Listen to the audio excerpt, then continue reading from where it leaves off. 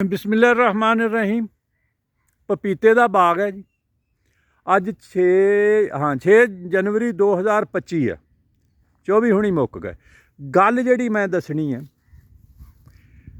जिहड़ा शमाली पासा आ बड़े बड़े जामन के दरख्त आ, ते सॉरी जी जनूबी साइड ते शमाली ते हुंदे तो होर वधिया रिजल्ट हुंदा। ते दिखालना है कि ग्रोथ हजे भी जारी है, फल फुल जिहड़ा हजे भी लग रहा है।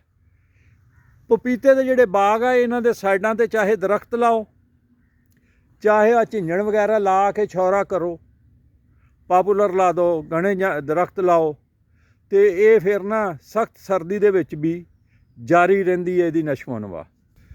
वैसे तो आ देखो इनू पत्ते मुड़न लग पे आ हुण, कई तो इनू कहिंदे आ लीफ कर्ल वायरस। ये वायरस है जां जो भी है, ये बीमारी भी आई आ। ते जिहड़ी परली साइड है ना, जिथे खुले ओपन है, उत्थे कोरे ने भी काफ़ी इहदा नुकसान किया। पंजाब दे विच पपीता जिहड़ा ना, इहदा कोरा बहुत नुकसान करदा है। यह पौधा बिल्कुल सेहतमंद है। ये रैड लेडी का नहीं हैगा, कोई होर ही उरला परला लिया के थोड़े जे पौधे लाए आ इन्होंने यासीन साहब ने। आ देखो हजे इहदा भी फुल निकल रहा। लो जी, आ पौधे वो है जिहड़े खुले मैदान दे विच छौरे तो इलावा इन्हों देख के तो शायर याद आ जाता, जिन्हें कि असी कोई वरानी सी, वरानी है, दश्त को देख के घर याद आया। तो वैसे इन्हों आ देखो चिबड़ भी है। चिबड़ बड़ी मफीद चीज़ है, ये मैं अलहदा वीडियो बनाई है। यह देखो यह कोरे दियाँ हैगियां निशानियाँ। तो बाकी ये जी कोरे ने भावें जोक भी किया है, फल बथेरा है, अल्लाह ताला बरकतां पावे। यह जिहड़ा पौधा है ना, अपनी सेहत बनाने ते ज़्यादा तवज्जो दे गया। सेहतमंद पौधा हो तो सेहतमंद फल भी लगता, तो इन्हें लम्मे चिब्बे खड़िब्बे भी कर लए आ। और यह बीमारी जिहड़ी आम आ, इहदा मेरा ख्याल है इन्हां कोलों पपीते दे जिहड़े डॉक्टर आ ना, कोई इलाज नहीं होया, क्योंकि यासीन साहब आप बड़े पपीते दे फिलासफर है। थले ठीक आ, उत्ते जाके आ बीमारी हो गई। तो साल एक मुकम्मल हो गया इन्हों।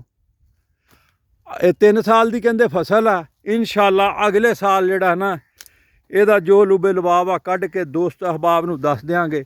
उन्हें कहा सीगा मरार जी देसाई ने, अपन के जो संग हुआ है बच्चों के वो संग न होने देंगे, हम जंग न होने देंगे, हम जंग न होने देंगे। तो अपन ये कहते हैं अपने ना तो जो होया सो होया, तो रिजल्ट कढ़ के दसांगे। बाकी जिहड़े साडे भरा आ, बच्चे आ, उन्हां दे नाल नहीं इंशाअल्लाह ताला होण दांगे।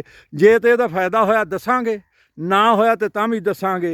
वो जिहड़े झूठ बोलते ना, 1 एकड़ से 50 लाख कमाए, करोड़ां कमाए, मेरे ख्याल तो एवें बोलते आ। बहरहाल हजे कोई नतीजा नहीं।